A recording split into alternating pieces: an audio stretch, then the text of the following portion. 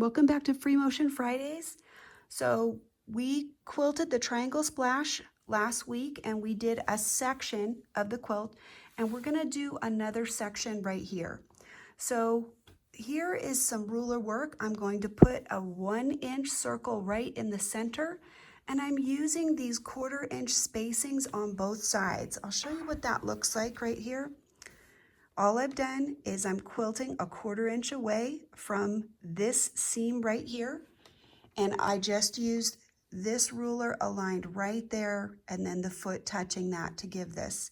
I'm not gonna yet quilt on this side because this side is not finished on the edge. So you can see I sewed up and I turned the corner and that got me right to where I'm at now. And we're gonna fill in this space.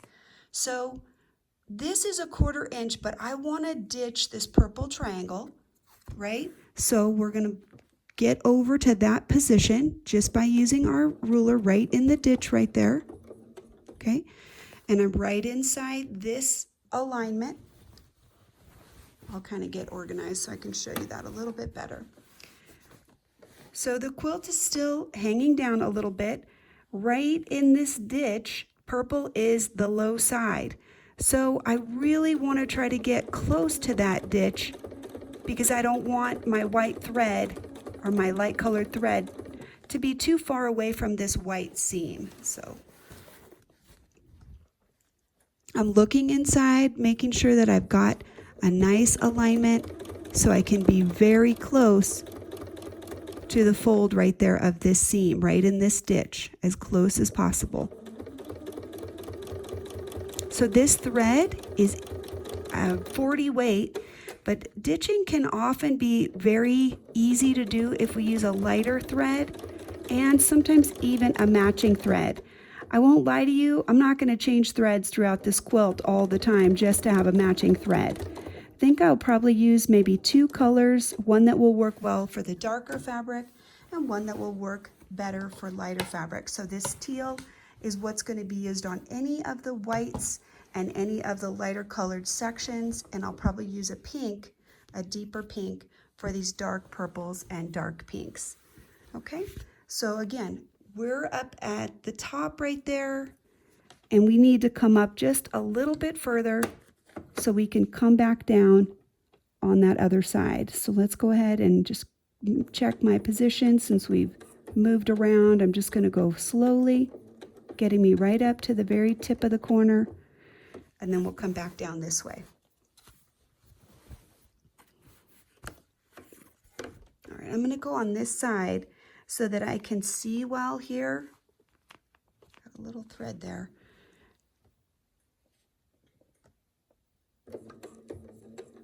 So I'm checking my position, just making sure I'm right in the ditch right there. The quilt's dragging just a little bit, so I'm going to lift it up, make sure that it's well on the supported surface, and keep going.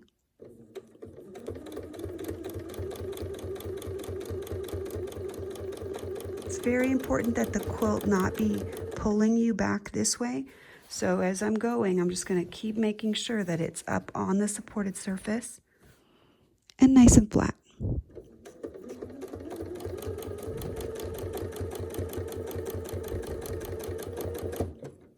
Okay.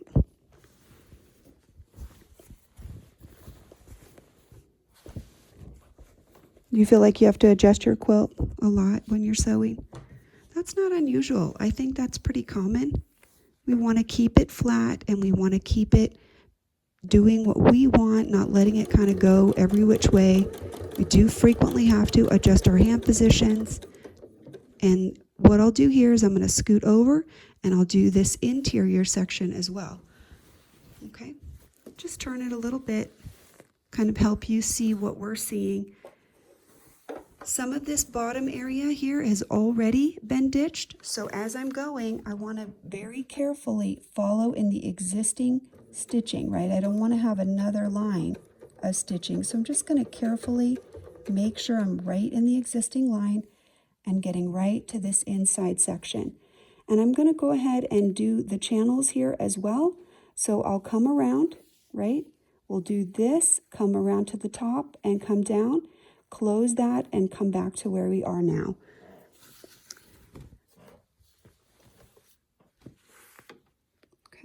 This side's going to be a little bit easier just because I can see so much better, and I'll be on this white side, on the lighter colored side.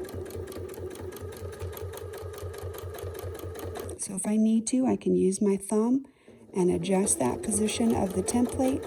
As I'm looking in there, trying to get really close to that seam, my thumb can help guide me to get closer or give me a little bit more space if I need it. Okay, so right to the tip there. And I'll show you that ditching after we're done. It really does make a difference because it does help this area. This little purple is going to lift up because we have that little bit of ditching there on the edge. And same thing right here, we'll come right back down. Trying to make sure that I'm staying right next to the seam. I need to check my spacing because I can tell as I'm changing that my seam is not straight. So I'm going to go ahead and just open that up a little bit with my thumb as I go and get right down to this bottom section. Oh, you can hear the difference. I was outside of my ditch, but it's okay. I'm just going to go with it.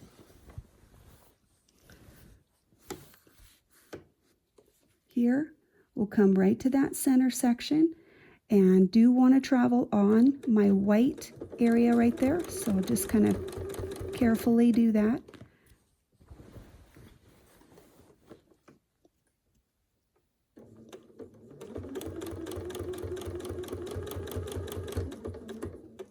So this hand right here is moving the sandwich as well, helping it to move forward so I can get a nice smooth movement right there.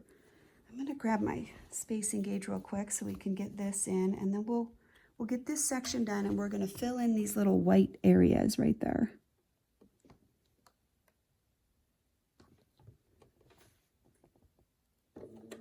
So as I start, I want to just check my position, make sure I'm in the ditch, and then I'll sew.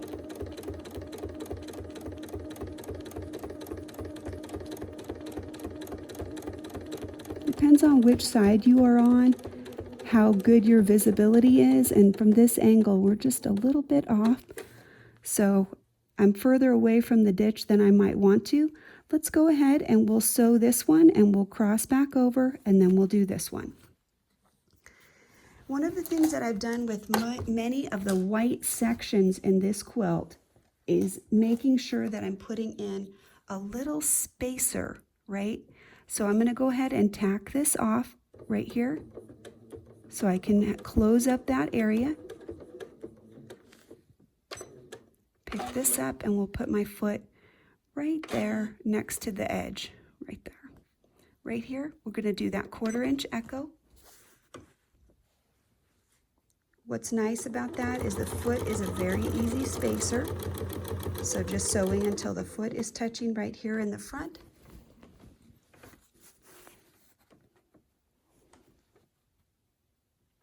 Okay, let me check that. I'm always navigating around the camera. That's why it seems like I'm moving crazy, because I am. Okay, so there's this side, checking this position right here, and getting us right up to the top and sewing back. We'll need to connect that line up at the top there. Okay, so I think we need maybe one more stitch there. Okay, and then we'll connect up with this one, and then we'll start filling in that space. Okay, so now we have this cute little triangle. Let's go ahead and put some fun fill in there. And let's do it so that we can match it on both sides. We're going to mirror image it. So I want to turn it this way because this is the visual orientation that I want us to have. We'll go ahead and we're going to do the little hourglass thing.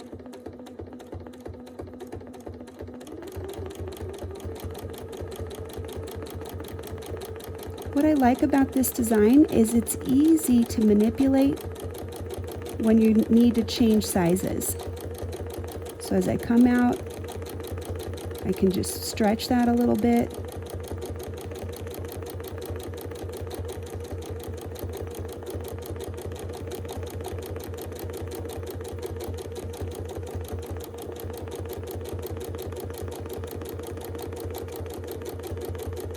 And here we'll just come back until we touch right on the bottom there. I'm going to tack it right into the seam there, the existing stitch line right there.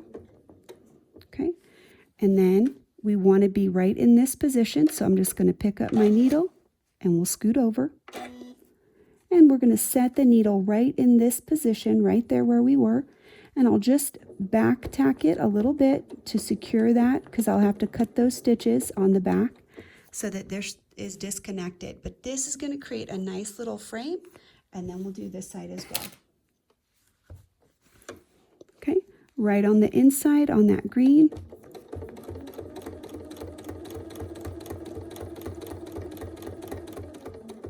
Okay, and then right inside there, getting us close. Let's see if we can see better. I'm going to get my needle really close to that seam right there, and then we'll go up.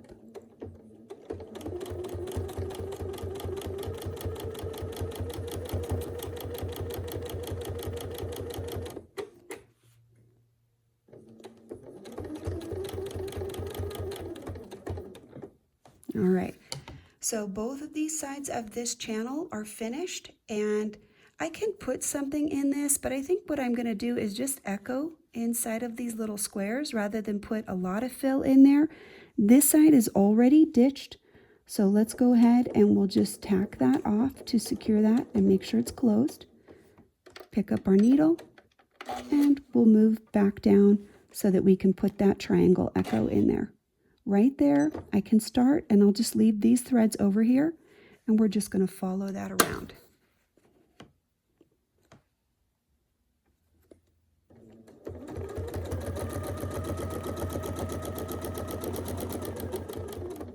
Okay, put this here.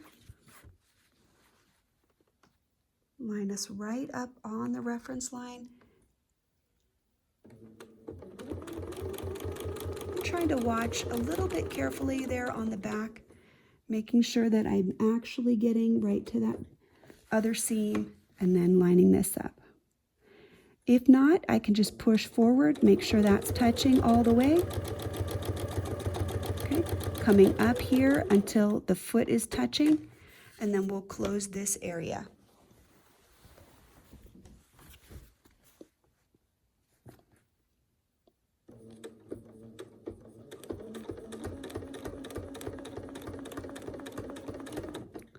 And then we'll just do that same fill right there.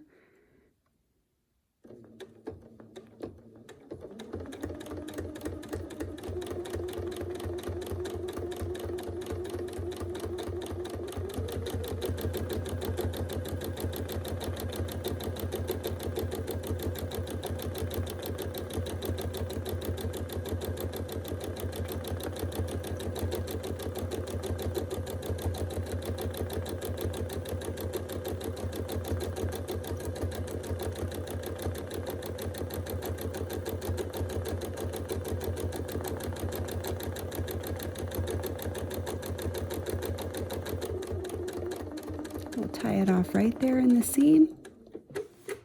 And then remember, we want to close this triangle, so we've already tied that off there. We'll scoot right over to this position right here. Put our needle down. A little bit of tacking right in the existing seam right there. And then we can just come right back and we'll close that up. Oh, got lots of threads here. I'm tangled up. There we go.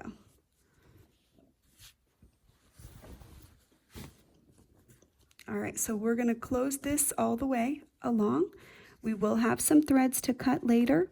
So I'm just going to carefully try to get right in the white, right next to the edge of that seam as close as possible. Crossing over right here. And I'm going to cross all the way over so that I can put this echo right in here. I'll go ahead and do the partial. I'm going to leave a gap right here at the top, but that will let you see what it's going to look like with those frames around those circles. So right here, I want this foot to touch right there. And then I'm going to go ahead and we'll do the other side and put the circles in on that other side as well. And we're choosing 2 different sizes of circles because we want to make sure that we have it be proportional. So the space on the other side is a little bit larger. Let's use this right there. That's what we want. We want the 1/4 inch on this side.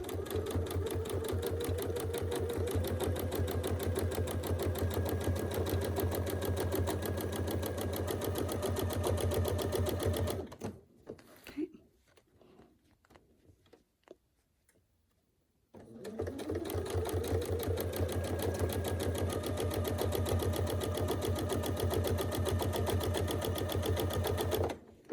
And this is going to be our seam allowance up here. We're adding the binding, so pretty much I can just quilt right off the edge. This is the bottom section, so we'll just quilt straight off the edge because that will be covered up in that binding area. I'll just cut this. We're going to go ahead and mark the center of the space so that we can go ahead and put in the other circles on that other side and use our ruler to do that. And we'll just quilt off of the edge right here. I might mark for 1 more circle because I think that we could probably fit 1 more since this is the center. Let me show you what I mean.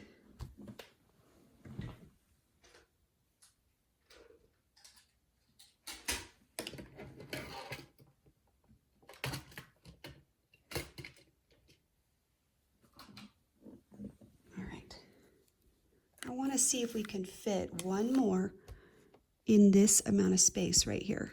As this were a straight line that comes up, I think we can fit 1 more of these little circles right in there. Right there. Might be just perfect.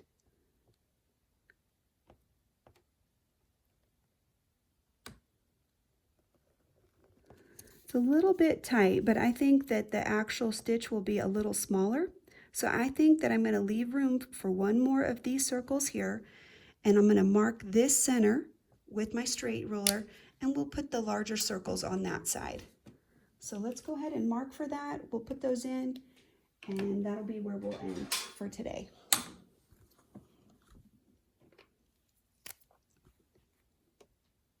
Okay, we'll put this in. This is the 1/4 inch that we'll be stitching up, and then the space that we want is the distance here, which is about 1 1/4 inches. So half is 1/8, so 5/8. 5/8 to line it up right there.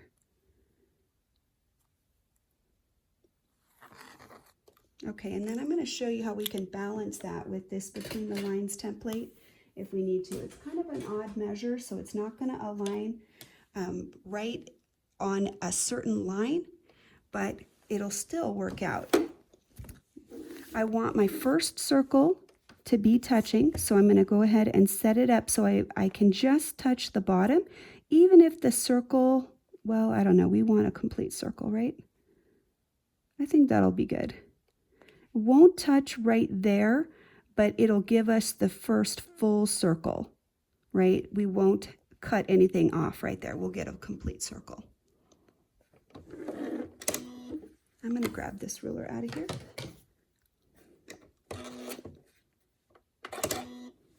So let's scoot it back just a little bit so that I can get my needle touching right where I want it, right there.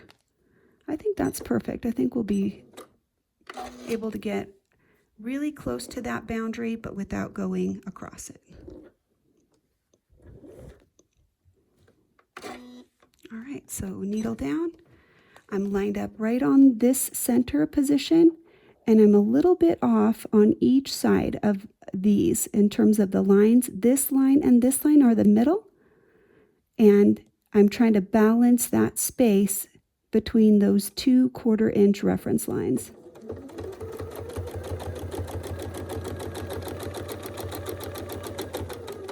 So it's a little bit tight. I'll just go back and we'll close that area and come to the center. I think that's close enough for what I want. This stitching on the end will be closed with my ditch. So now we can just move forward. I'm keeping this and this line right in the middle of our 2/4 inch reference lines. And I also have the circle reference on the back. So we'll just keep going, get these all lined up nice and neat.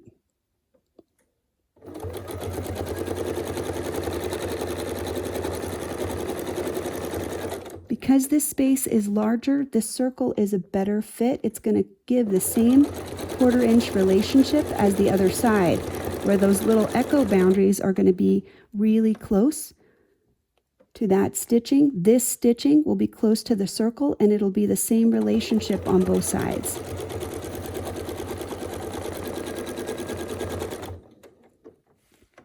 So again, using the lines right there on that between the lines and getting them set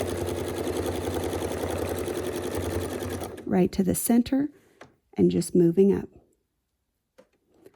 This is great to use these lines because if my stitching happens to be, where that space is not exactly even, maybe I messed up when I was piecing, this still allows me to position the circle perfectly in the center of the lines because I can see the relationship between both of them.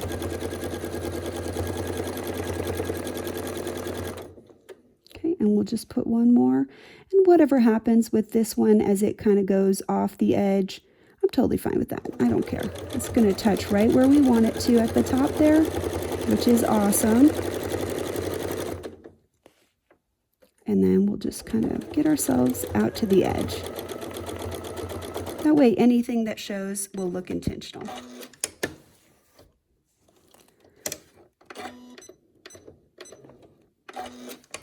Okay, so just a reminder, this is the Freemotion Plus segment using this. It is a mixture of both tools, so you'll see a little bit of both throughout that segment. And this is what I've got so far. You got the little circles on this side, and I'm going to try to put one more of these smaller ones to fill up that space. And then the other areas that we've completed today are this fill right here with the little sort of ribbon candy type of a look, and we'll snip all these threads to conclude that. And so far, I'm loving it. So this is ditched on both sides to create that pop. And then we still have another channel right there to set off right in that white. So within these sections, I'm going to use the right color thread, and I think I'm just going to put a little box in each one, a 1/4 inch echo in each of these.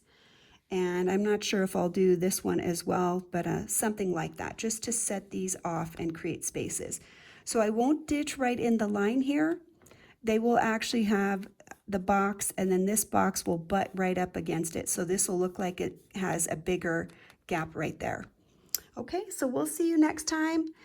Have a great week. Happy quilting.